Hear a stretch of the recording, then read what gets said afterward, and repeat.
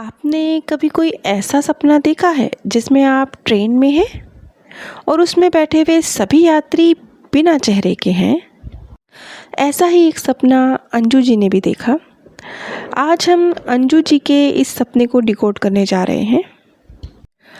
अंजू जी सपने में अपने आप को एक अनजाने से स्टेशन पर पाती हैं। वो कहती हैं कि स्टेशन तो बहुत बड़ा था, इतना बड़ा कि ना और ना छोर कुछ दिखाई नहीं दे रहा। और उसी स्टेशन पर वो देखते हैं कि आसमान पर ऊपर 3 सूरज हैं और उन सब की रोशनी कुछ अलग सी है, अजीब सी है, सूरज जैसी नहीं है। आगे वो कहती हैं कि उस स्टेशन पर एक ट्रेन आती है। ट्रेन भी बहुत लंबी है, ना और ना छोर। उस ट्रेन में बहुत से यात्री हैं, लेकिन मैं किसी का चेहरा नहीं देख पा रही हूँ, किसी को पहचान नहीं पा रही हूँ। ऐसे जैसे किसी ने रबड़ से उनके चेहरे मिटा दिए हैं। यहाँ उनका मन सिंबॉलिक रूप में उन्हें वो जो ट्रेन दिखाई दे रही है ना, ये उनकी ज़िंदगी की ट्रेन है, ये उनकी ज़िंदगी है।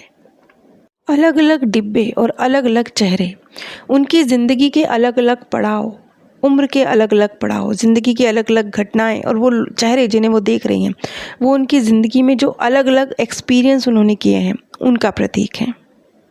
वो जो कहते हैं ना कि चेहरे मिट गए हैं, ये हकीकत में कुछ ऐसी नकारात्मक यादें हो सकती हैं जिन्हें बस याद नहीं करना चाह रहा मन। जब आपका मन कुछ चीज़ है, सुलझी तो है नहीं, वो है तो मन के किसी कोने में पड़ी हुई क्योंकि सुलझी नहीं है, लेकिन मन उसे याद भी नहीं करना चाह रहा। सुलझी भी नहीं है, सुलझानी भी है, लेकिन याद भी नहीं करना।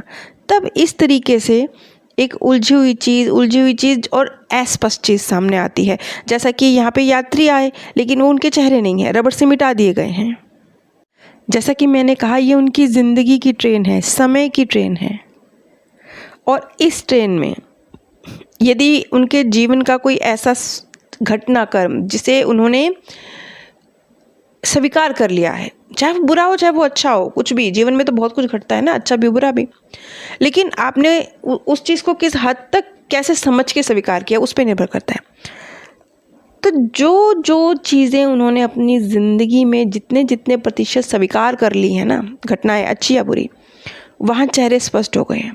क्योंकि अब वहाँ पे मन उलझा हुआ नहीं है, मन को पता है कि स्वीकार्यता, यानी कि मान लीजिए देखिए एक ऐसी सिचुएशन लेते हैं कि आपकी ज़िंदगी में किसी आपके प्रियजन की डेथ हो गई है, दुख है, डिनायल मोड पे आप चलते रहते हैं। आप डिनायल मोड पे चलते रहेंगे तो क्या होगा कि नहीं नहीं नहीं ये नहीं हो सकता, नहीं नहीं नहीं ये नहीं हो सकता, तो क्या हो जाएगा, तब आपको सपना आएगा तो ऐसे आएगा कि जैसे वो व्यक्ति जीवित है, आप उससे बातें कर रहे हैं, या फिर डरावना सपना आ जाएगा कि वो हॉस्पिटल में हैं, आप उनकी सेवा नहीं कर पा रहे हैं, या वो तकलीफ़ में, ऐसा आएगा।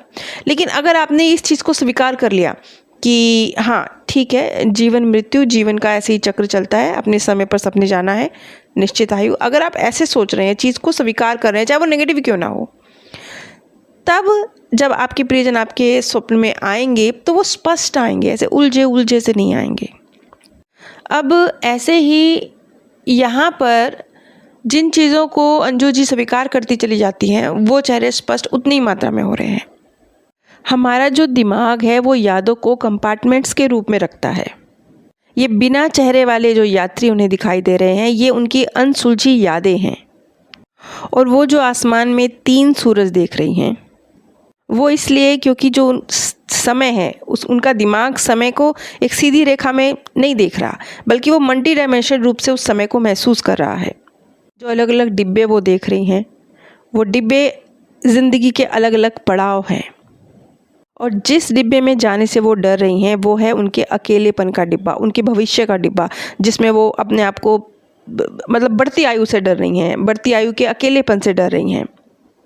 और ये जो बिना चेहरे वाले यात्री हैं, ये वो घटनाएं हैं, चाहे नकारात्मक हो या सकारात्मक, जिनको स्वीकार नहीं किया गया है। अब अगर हम इसी सपने को आध्यात्मिक रूप से समझें तो ये जो ट्रेन है, ये समय की ट्रेन है, जन्म और मृत्यु का चक्र। और ये जो बिना चेहरे वाले यात्री हैं, ये वो आत्माएं हैं जिनके साथ आपके जो कर्म हैं वो अधूरे रह गए हैं। और वो जो 3 सूरज देख रही हैं, वो भूतकाल, वर्तमान और भविष्य का एक साथ विद्यमान होना, इसका प्रतीक है। वो सुरंग जो वो देख रही हैं, ये मृत्यु और पुनर्जन्म का द्वार है। ये आध्यात्मिक रूप से अगर हम देखें तो इस सपने में एक मीनिंग छुपा हुआ है। मैं तो कहती हूँ आध्यात्मिक क्या, अगर हम सोचें तो ये कितना बड़ा सत्य है, प्रैक्टिकली हम सबकी लाइफ का सत्य है कि ये जो काल है, मतलब समय है, ये निरंतर आगे बढ़ता जा रहा है और पीछे मुड़ के देखना ये बस मोह है, भ्रम है, मोह। कुछ हासिल नहीं होता पीछे मुड़ के देखने से। अगर सीख लिया है पीछे की गलतियों से तो आगे बढ़ना है। ये संदेश अंजू जी के लिए नहीं है, हम सब के लिए है। अगर ऐसा कोई सपना आपको भी आ रहा है तो समझिए कि आपका मन आपसे क्या कहने की कौन सी कोशिश कर रहा है, कौन सी चीज़ें हैं जिसे कह रहा है स्वीकार कर लो। आप सभी को ये स्वप्न का एनालिसिस कैसा लगा, और कभी अगर आप लोगों ने भी कभी ट्रेन का, स्टेशन का ऐसा कोई सपना देखा है तो उससे डरने की ज़रूरत नहीं है। आपके जीवन में भी अगर कोई सवाल हैं, क्या करें, कैसे करें, कहाँ से रास्ता निकलेगा, या अपने स्वर्गीय प्रियजनों को आप स्वप्न में देखते हैं, वो क्या कहना चाह रहे हैं, क्या मीनिंग है, इन चीज़ों को आप समझना चाह रहे हैं तो आप स्क्रीन पर दिए गए व्हाट्सएप नंबर पर संपर्क कर सकते हैं। अगर आप आकाशीय रिकॉर्ड या PLR प्रक्रिया करवाना चाह रहे हैं, सीखना चाह रहे हैं तो भी आप संपर्क कर सकते हैं। आप सभी पर परमात्म सौंदर्य, प्रेम और आनंद सदैव बरसता रहे। आप सभी दिव्य परम धाम में स्थान प्राप्त करें।